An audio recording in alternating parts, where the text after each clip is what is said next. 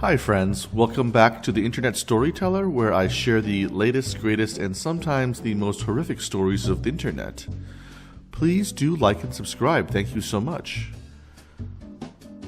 Today we've got two entitled parent stories. The first entitled parent story is Entitled Parent Thinks Her Child's Entertainment is More Important Than My Work. And as always, I'll include a link to this particular story in the description section. So, I'm a college student in the upper Midwest, and you all probably know we got hit pretty bad by the polar vortex recently. This led to us missing an entire week of classes and falling behind pretty far on our course content. Luckily, a couple of my professors were smart enough to post some recorded lectures up on our college's network, so we could listen to them on our own time.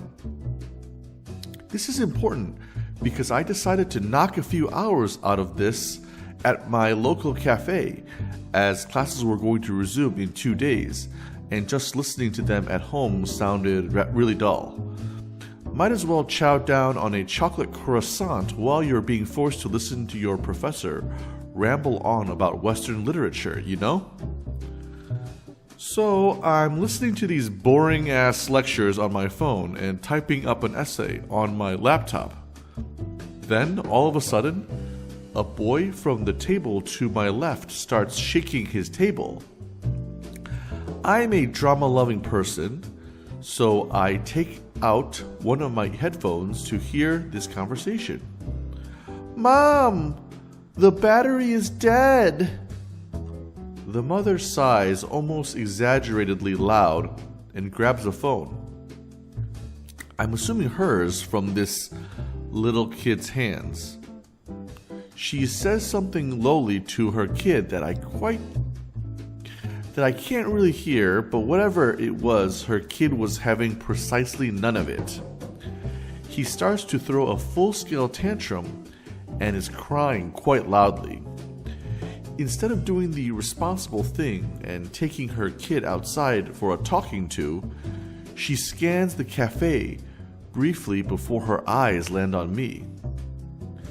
I get embarrassed for a moment. I assumed that she had caught me eavesdropping on her mommy drama. I turn my eyes away and desperately hope she's not going to call me on it. "Excuse me?" Well, crap. I'm trying to think of an apology that I can give her without revealing that I don't really care. She interrupts me before I can.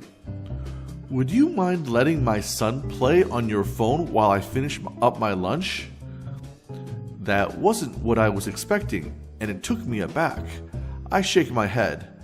"No, sorry," I say. "I'm really busy right now." She decides to pull out the most horrible of mom phrases.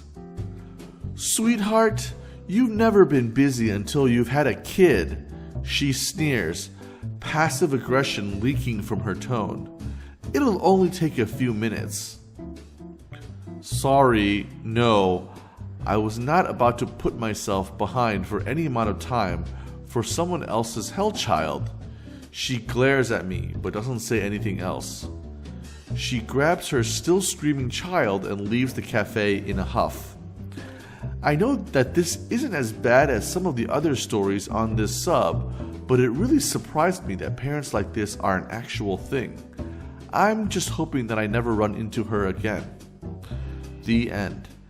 Yeah, this story definitely was not as extreme as some of the other stories, but it does go to show that, some people really do just want to kind of put their responsibilities upon others, their child rearing responsibilities upon others sometimes, and that's not right, guys. Okay, let's take a look at another story.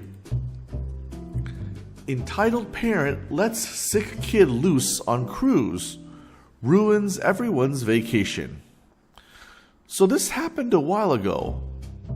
I'm going on another cruise soon and was sharing old stories, and I realized that this might make a good one to post on Reddit. Not sure if it fits exactly under Entitled Parents, so apologies if it doesn't belong here. Another sorry for the length and that there's no dialogue. I can't remember too much, and it's more the situation that went out of hand and what the parent did than what the parent said.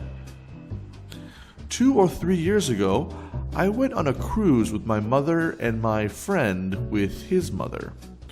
We grew up together as our families are really close, so we're practically like siblings.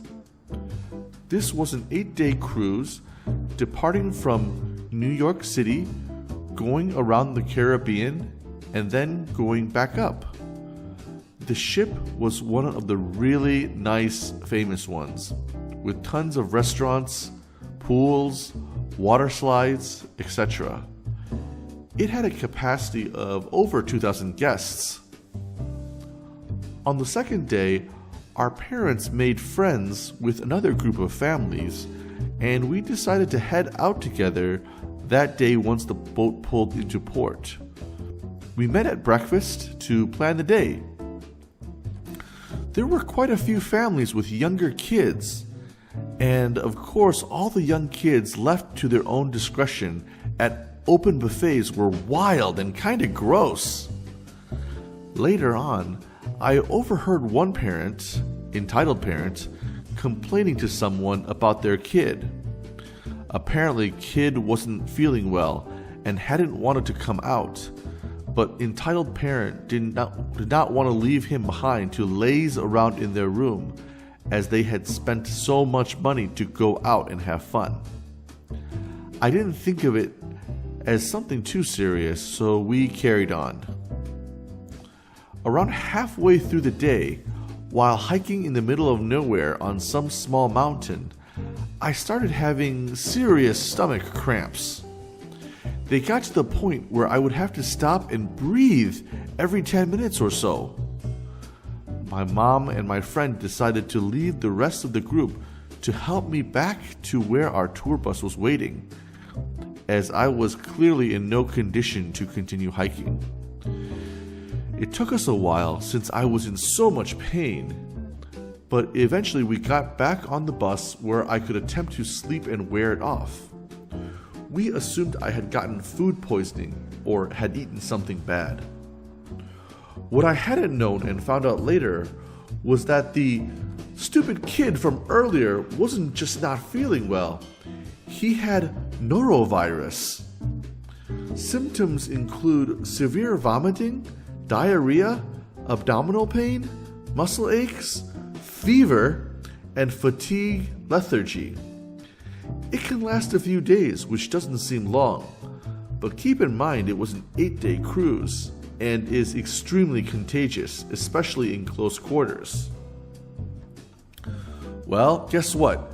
We just happened to be in a closed-off ship with thousands of people with open buffets just waiting to be contaminated. By the next day, third day, I wasn't the only one not feeling well. Everyone in our room had got it. My mom, my friend, his mom. There was a small line in front of the clinic by the time we got there, including a couple of the families who went on the hike with us. Literally everyone suffering from similar symptoms. The medical staff gave us some sort of Tylenol-esque medication and told us to stay in our room for the next while so we didn't pass it to anyone else. We listened to them. Entitled parent did not. Oh my goodness. Entitled parent continued to take their kid around to the water slides, buffets, shows, despite everyone warning her not to. Her son was still very much sick, but she wanted him to have the best experience on his first ever cruise. On the 4th day, word of mouth told me that it was quickly spreading.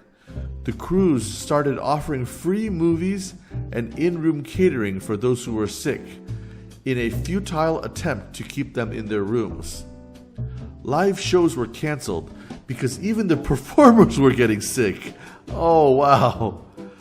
On the 5th day, the cruise announced that they could not dock the ship at the stop of the day. Local authorities had heard of the outbreak and forbade us from entering the port. Everyone was in a lot of pain, I could barely hold down water without throwing up. I felt dizzy if I did as much as stand up, and just in general felt like utter absolute crap. I had Tylenol and rest though, and by around the 6th day, both my friend and I were well on the mend. We dared to spend a few minutes outside. No openable windows in the room made us crave fresh air. The population outside was decimated. If you've never been on a cruise before, it's like a mall on Boxing Day. There are people everywhere, talking and laughing and eating and doing whatever you do on a cruise. But that day the ship was almost empty, other than some employees wearing gloves and face masks, and a few lucky stragglers. We probably saw around 100 or 200 people in comparison to the 2,000 person capacity. In order to have a good time, entitled parent let her kids spread the virus to almost everyone on the ship. There is no vaccine for norovirus, so literally nobody could have been safe. Not to mention, cruise ships always have many retired elderly with lower immunity levels. She didn't just ruin literally everyone's vacation, she put people at genuine risk as well. I don't think her son should even have been allowed to board the ship in the first place if they had known he was sick, as I believe there are some regulations about bringing contagious diseases into the closed environment. Anyhow, moral of the story is, don't take your sick kids on vacation. If you do have to for some reason, at least leave them in the room and let them recuperate instead of passing it around. It's not only better for everyone else, it's better for them too. Also, avoid open cruise buffets if possible. Most have at least 1 or 2 free a la carte restaurant options for all 3 meals. Okay, wow, I've never been on a cruise myself before, and the Royal Caribbean cruises and Royal Viking cruises definitely seemed very, very luxurious, but I'm going to keep this story in mind as a precaution when I go on my first cruise. I hope this series of stories was very interesting to you guys, and if you liked these stories, please do like and subscribe to this channel, and I'll be back with some additional stories later on. I am the Internet Storyteller. Thank you so much. Bye.